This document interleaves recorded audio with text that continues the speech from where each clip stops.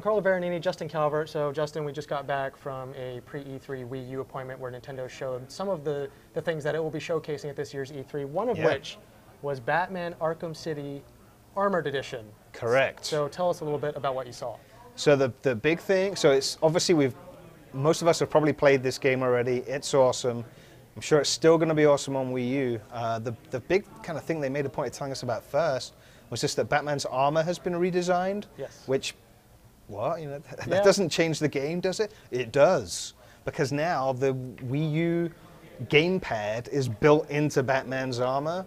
So, and I kind of like the way they've done it. I mean, it looks a little funny. Yeah. Right. Yeah. I mean, it's Batman's armor with a large Wii U screen gamepad on it. Yeah. But the cool thing is that, you know, that's the screen he's using in game to access his sonar and his maps and to set waypoints and all that kind of stuff. And so now you're going to do all of that on the Wii U gamepad while you're playing.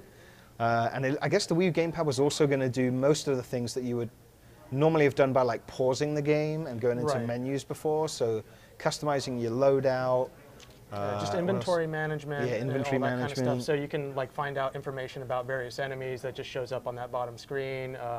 You can control the batarang, just kind of using pick it up steer and your just steer batarang it around with that, which makes sense because it's basically a separate screen, and that's kind of a cool thing. Yeah, and they had the new cryptograph sequencer minigame. Right. And I'm not sure how that worked, but obviously you used the touch screen, and you had, instead of just identifying nodes that matched up, you had to like drag your finger around and trace it like, a little bit. Yeah, like find a password, but then like avoid this scanner that was going across, and it's probably pretty cool. Yeah, so a lot of the additions were basically there just to, a lot of it's menu-ish stuff, but then there's a little bit the gameplay stuff, as you mentioned. One of the things that I actually liked about it is, I believe, and you mentioned this briefly, was just the sonar thing. And what I think is cool too is that you can hold up the Wii U gamepad like you do in other games and kind of scan and look around like that, which may get old, I don't know, but it's kind of a cool use of the technology and the fact that you can, you can kind of use it outside the game space. Right, and they had the evidence thing on there as well, right? So like with the bits in the game where you're tracking, looking for pools of blood and that kind of stuff, you're kind of moving the thing around, which was cool.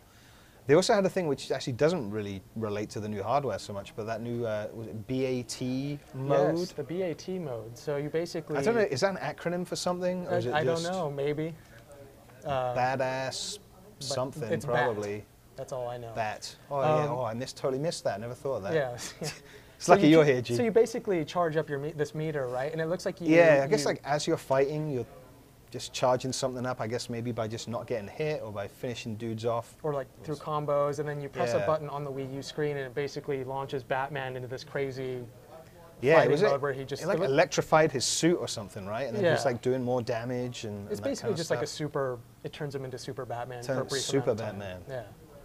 You heard it here first. I don't know if DC Batman. even know about Super Batman. Yeah, so what do you think in terms of just visually? I mean, did it look like it was about on par with what you've seen from the 360 and PS3 versions of the game? I would say it looked pretty much on par from that video. I mean, we didn't get to see it live as such, but it's all in-game stuff. So, yeah, I mean, when they showed us some big kind of panning around the city and everything, I would say it was comparable to 360 PS3. I mean, Nintendo made a point, it was just a video that we saw, but they wanted to make a point that everything that we saw was being generated by the Wii U. None of it was sort of CG or anything like that. Right.